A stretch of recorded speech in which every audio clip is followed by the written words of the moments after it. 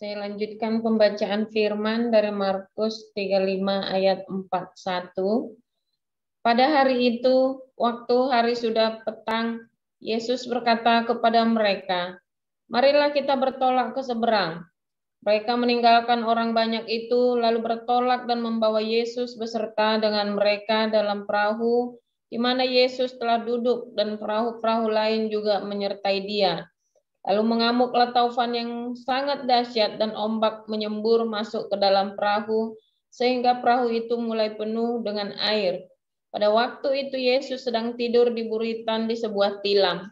Maka murid-muridnya membangunkan dia dan berkata kepadanya, "Guru, engkau tidak peduli kalau kita binasa?" Ia pun bangun, menghardik angin itu dan berkata kepada danau itu, "Diam, tenanglah." Lalu angin itu reda, danau itu menjadi teduh sekali. Lalu ia berkata kepada mereka, "Mengapa kamu begitu takut? Mengapa kamu tidak percaya?" Mereka menjadi sangat takut dan berkata kepada seorang, mereka menjadi sangat takut dan berkata seorang kepada yang lain, "Siapa gerangan orang ini sehingga angin dan danau pun taat kepadanya?" Demikian firman Tuhan.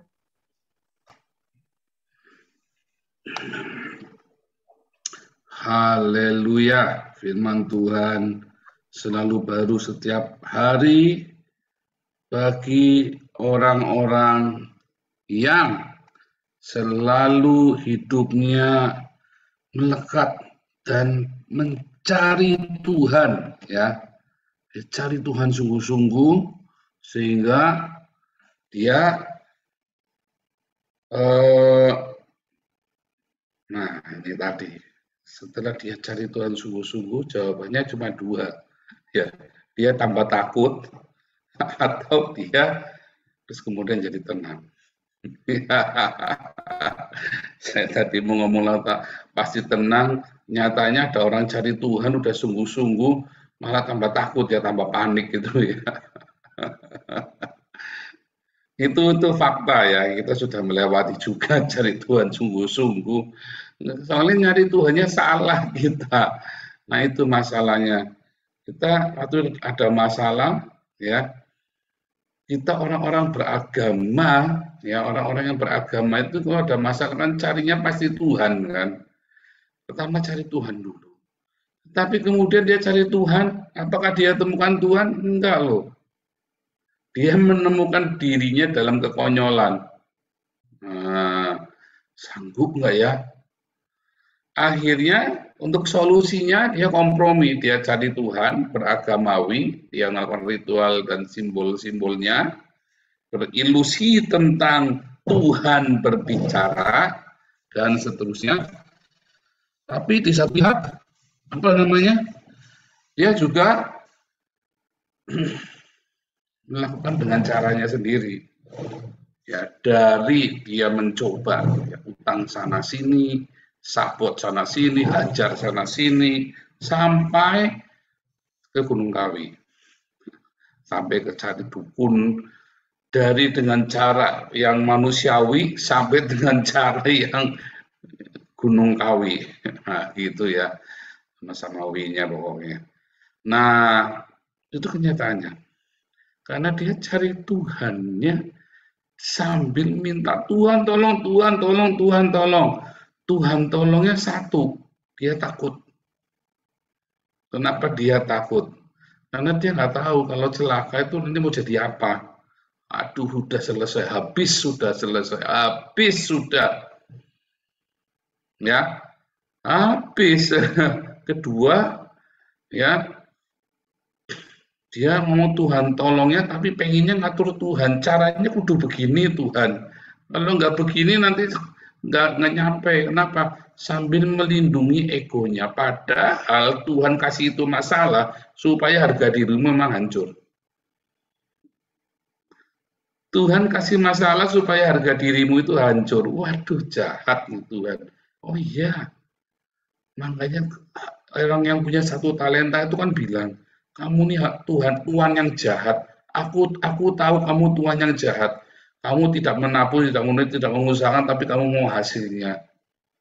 Ya kan? Loh, kalau kamu sudah tahu jahat, Kenapa kamu nggak kasih yang 1 talenta itu, kasih kepada orang yang mau mengusahakannya? Kenapa Anda kalau nggak mau diakonia, nggak mau capek-capek, oh ini enak aja nanti, ya, si Paul kan memang harus di luar negeri. Nah, sekarang kalau kamu takut, Tuhan sudah kasih tahu nih ada Damaris, ini ada proyek diakonia, ya kan? Kalau kamu nggak bisa jalan, kamu nggak punya waktu, kamu kan cuma tinggal transfer saja toh. Tapi alasannya banyak, ya.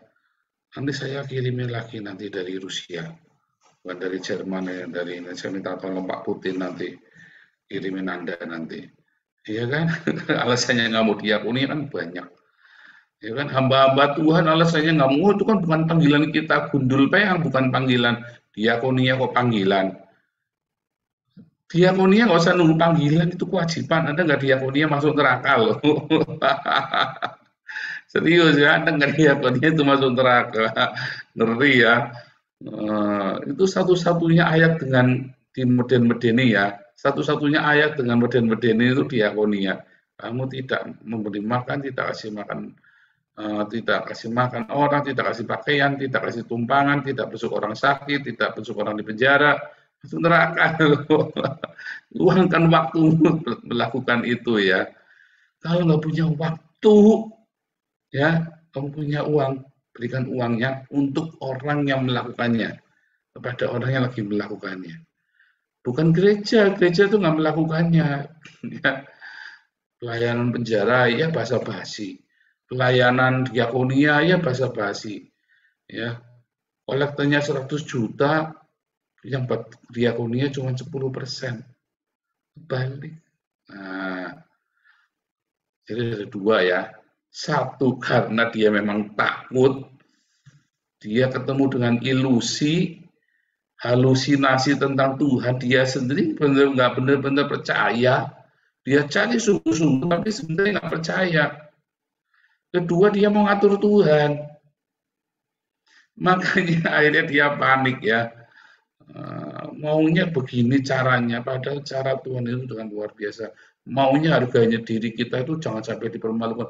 Padahal seringkali cara Tuhan itu memang mempermalukan harga diri kita, bukan supaya kita dipermalukan. Tapi sebenarnya jawaban dari masalah kita adalah kerendahan hati. Ya, saya merenung lama ya mengenai ini ya. Kenapa Tuhan nggak jawab? Oh, Tuhan jawab ternyata.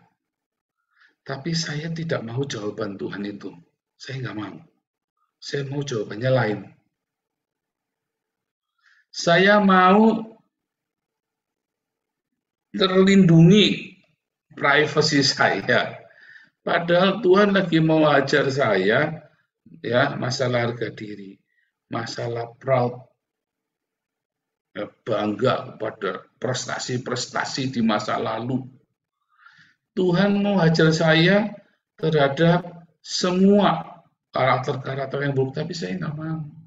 Saya maunya Tuhan kasih pertolongannya begini caranya. Ya, sesuai dengan apa yang dalam benaknya kita.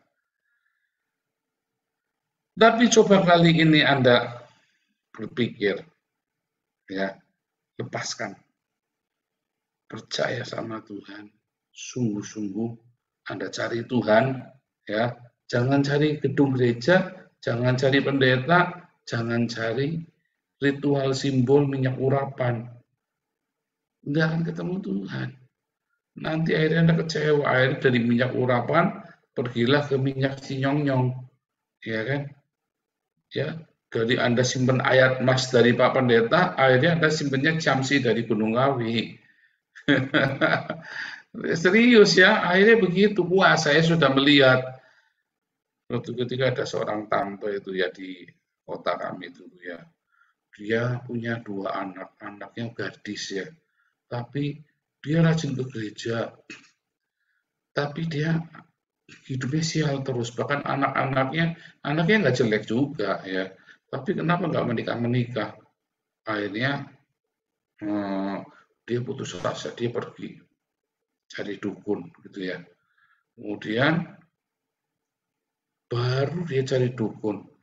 Wah, anaknya dilamar apa segala macam. Bulan depan kemudian dia mati. Dianya yang mati ditabrak itu. Cuma disenggol itu loh. Cuma disenggol sama sepeda motor, bukan ditabrak, disenggol. Terus dia jatuh. Mungkin kaget gitu ya. Jantung gitu ya, mungkin dia kaget mati. Sia-sia kan. Dia cerita, saya tinggalkan Tuhan. Karena Tuhan tidak menjawab doa saya. Tuhan jawab. Tuhan jawab doa kita. Kita yang tidak mau jawabannya Tuhan. Karena jawabannya tidak menyenangkan hati kita kayak tadi ya. Ini orang selalu berkata-kata yang tidak baik tentang aku. Ya, Nabi Raja-Raja Israel kan juga begitu kan.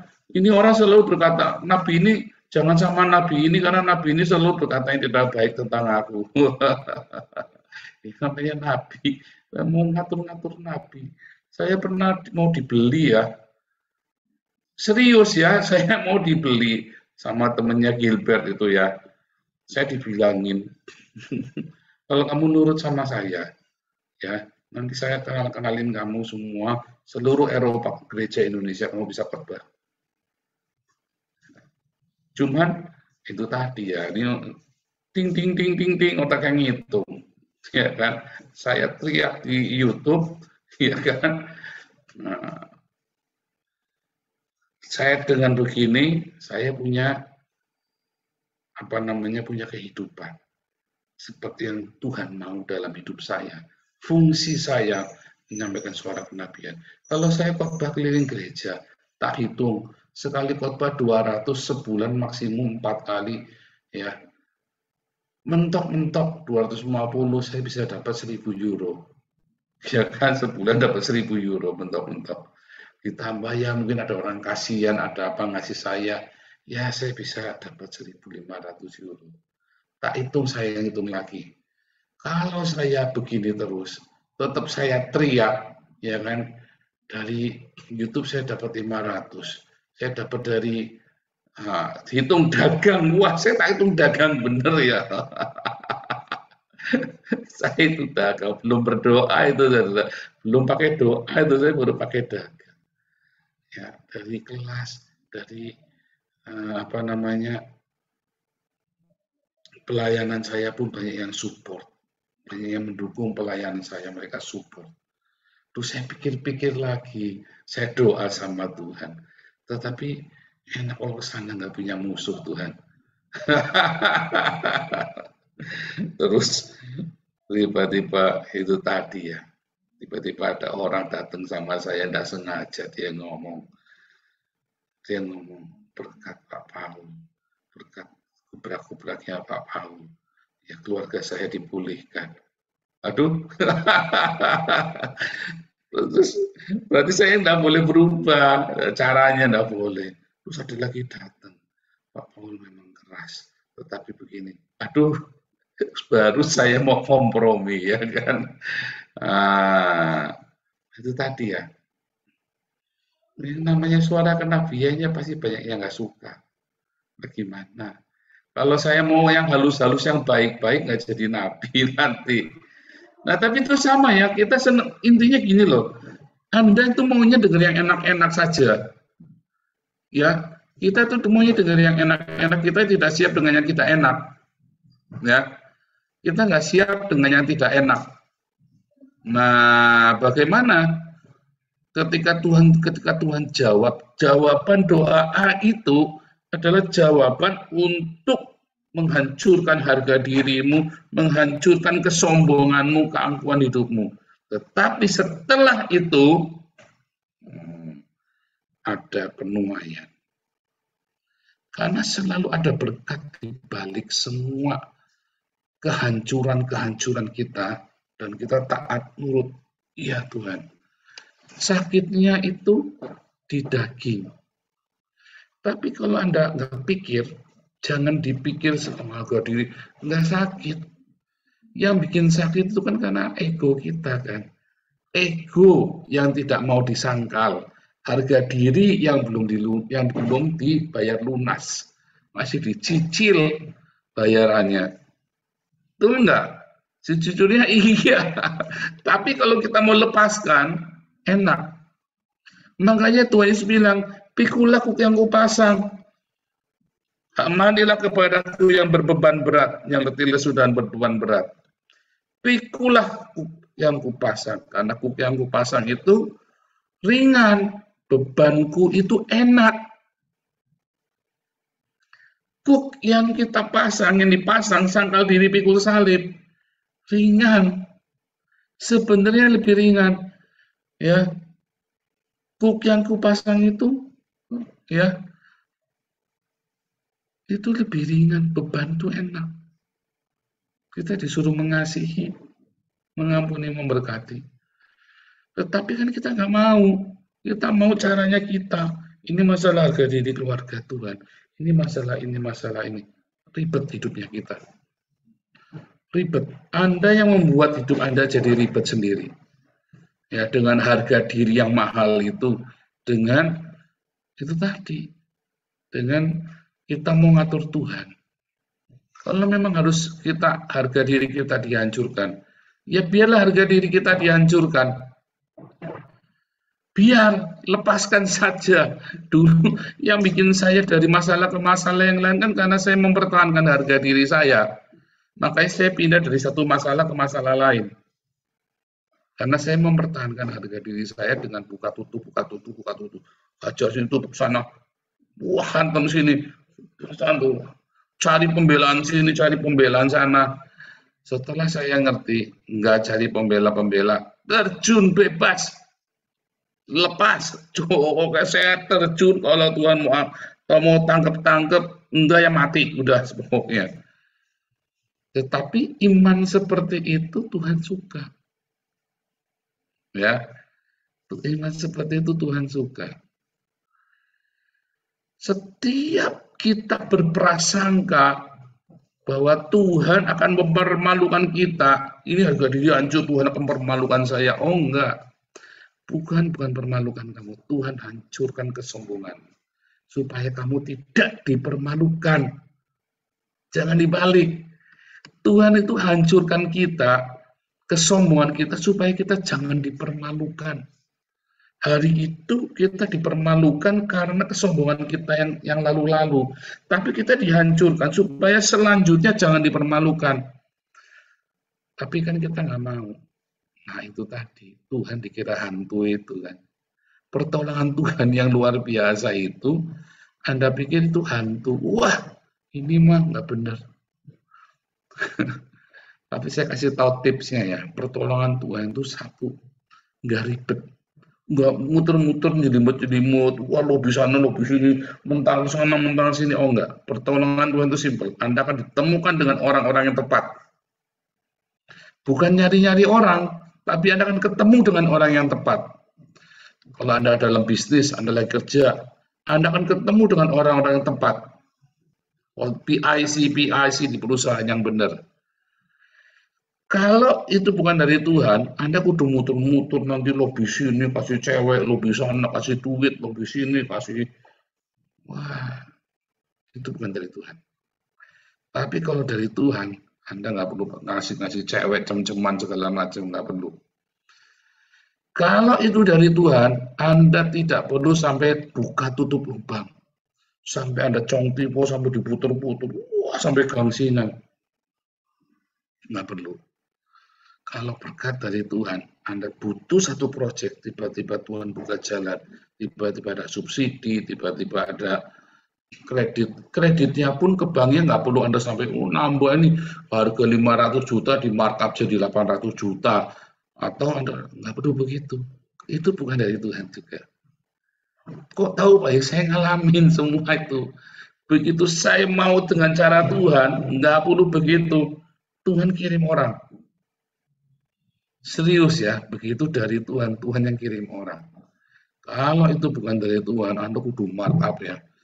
Barang 10 miliar, Anda bisa markup sampai 30 miliar, coba. Edan nggak? Barang 10 miliar, bisa jadi 30 miliar, kan edan. Ini kan? Nah, yang kedua, kalau dari Tuhan, ya, Anda akan punya peluang untuk bisa mengasihi orang. Tidak ada kemarahan, tidak ada panas, nggak kalap, tenang. Nah, itu yang sering disebut dengan ada damai sejahtera itu. Kalau dari Tuhan damai sejahtera, ya, tanggal 12-an. Ingat-ingat ya, kalau Anda masih marah, saya lakukan demi karena saya ingat orang ini saya panas, bukan dari Tuhan. Cara-cara yang bukan dari Tuhan. Ya, kalau Anda ingin menghancurkan seseorang, itu bukan dari Tuhan. Ya, ingin menghancurkan seseorang gitu ya. Itu bukan dari Tuhan. Kalau Anda ingin membuat orang dipermalukan, dendam, itu bukan dari Tuhan. Ya, tadi yang pertama apa tadi? Ribet, bukan dari Tuhan. Kan dari Tuhan itu Anda akan ketemu dengan PIC yang tepat, Anda akan ketemu fase kemudahan-kemudahan. Selalu depan, ya harus berdoa, tenang. Makanya perlu meditasi. Tenang, Anda perlu baca logos, merenungkan diakonia, dan dari situ akan punya rema. Anda akan diberi jalan setapak, tapi terang benderang. Bukan jalan tol yang gelap gulita, jalan setapak yang terang benderang. Tapi Anda akan dituntun dari belakang, ke kanan, ke kiri, dituntun. Ya, Anda yang kedua, Anda akan punya damai sejahtera. Ya, nggak ada kemarahan, nggak akan ada ingin menghancurkan orang, Anda dimotivasi oleh karena harga diri, enggak.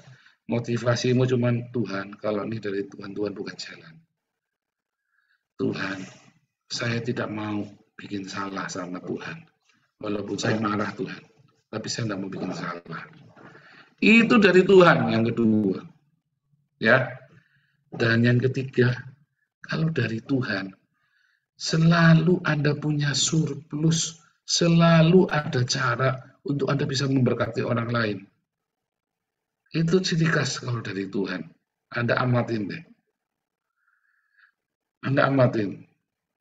Ini saya hasil merangkum banyak ayat di Alkitab, lalu saya bandingkan dengan kehidupan saya yang kelam dengan yang terang benderang. Ya, selalu ada ingin Anda memberkati orang lain. Kenapa? Karena tenang. Nggak gemerungsung, dan nabrak sana dan nabrak sini, Anda nggak punya kemarahan, jadi tenang. Sehingga Anda punya belas kasihan kepada orang lain, punya waktu untuk memberi belas kasihan kepada orang lain. Kalau nggak dari Tuhan, Anda sibuk sekali, sampai Anda nggak kepikir punya belas kasihan kepada orang lain. Sibuk banget. Ya, dalam beragama pun Anda kayak orang Farisi, orang Lewi, orang para imam yang ada orang yang sakit cuma ditinggal begitu aja. Karena lagi sibuk, saya lagi sibuk pelayanan. Lagi sibuk pelayanan. Gitu ya. Nah, nanti sore kita belajar ya fenomena Andi Simon ini ya. Fenomena Andi Simon. Ya, kalau dari Tuhan itu ya, itu nggak pakai basa-basi. Kelihatan banget, nggak pakai cocok-cocok. Oke lah, nggak pakai gitu. Kelihatan. Dan Anda bisa ngeh. Kalau ada tenang, ya makanya butuhnya meditasi ya. Meditasi itu bukan gitu ya, yang diam, tenang. Bukan, meditasi itu Anda baca firman Tuhan di pojokan, di ruangan sendiri. Ya, Anda baca firman Tuhan. Meditasi itu nggak harus lagi apa ya? Anda kadang-kadang lagi di kantor, habis jam makan, seperempat jam. Anda baca Alkitab, Anda nyingkir, itu meditasi. Nggak harus, saya dulu pagi ya. Sejak pagi saya bangun tidur capek semua ya. Saya pulang sampai rumah jam 12, jam 4 harus sudah bangun. 4 jam, tiap bayangin ya.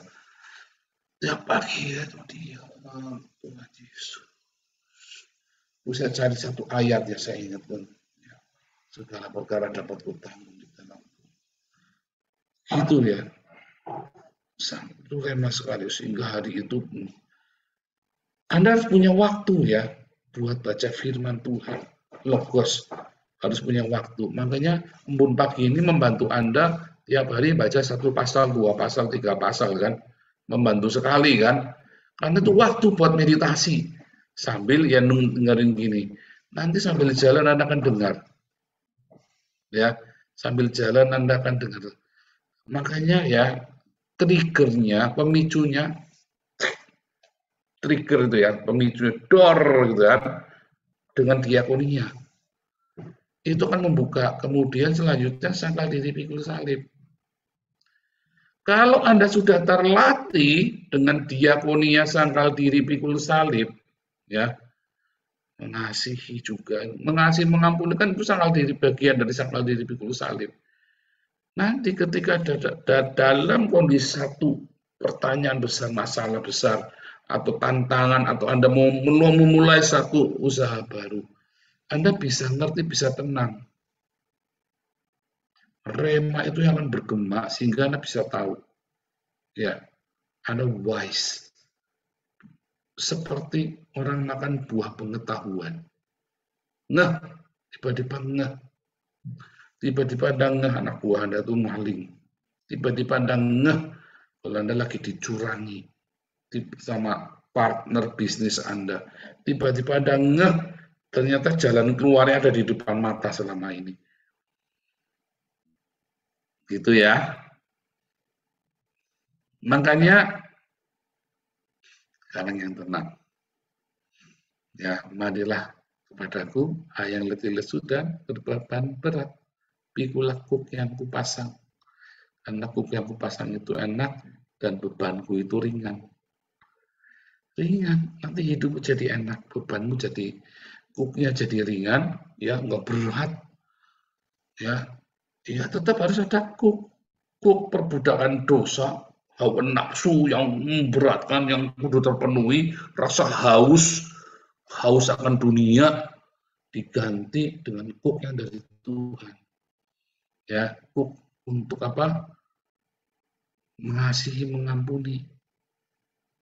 Kasih itu kan sebuah kuk juga kan, tapi kuk yang dari Tuhan Yesus. Kuknya itu kan buat direct kuk, gandarnya yang kebo itu ya, kalau lagi bajak sawah kan ada kuknya itu, buat ngarah. Tapi kalau Anda di bencian, hawa nafsu, kuknya adalah kuk hawa nafsu, kebencian, dendam. Aduh, hidupmu capek sampai Anda membungkuk badannya ya. Tapi kalau kuknya itu adalah cinta, enak, nikmat sekali Anda jalan sambil ngobrol, sambil kerja, sambil menghadapi masalah-masalah. Anda sambil tersenyum, sambil tenang. Bebanku itu ringan. Ya, kuknya enak, bebannya itu ringan. Ringan. Hidupmu akan lebih mudah ketika Anda dalam ketulusan hati, di dalam sangkal diri, dalam kerendahan hati. Oh, yang rendah hati itu hidupnya lebih ringan ya, daripada orang-orang yang egonya besar, kompleks, harga diri, kompleks. Wah, apa dikit kudu dijawab. Nggak kena kalau diomongin. Pokoknya nggak kena orang ngomong salah dikit sama dia. Klarifikasi bisa berhari-hari nggak kelar-kelar. Ada ya orang yang suka klarifikasi berhari-hari nggak kelar-kelar hal yang sama. Wah, dia mau klarifikasi terus. Ya, oh, nggak boleh salah. Orang nggak mau kalah pokoknya. Menang-menangan maunya menang terus. Ya, suami istri apalagi kalau udah kayak gitu, wah, sudah bakal selesai. Tapi kalau Anda juga bukan menang-menangan, diem. Klarifikasi cuma sekali. Diem, tenang. Setelah itu tenang jalani.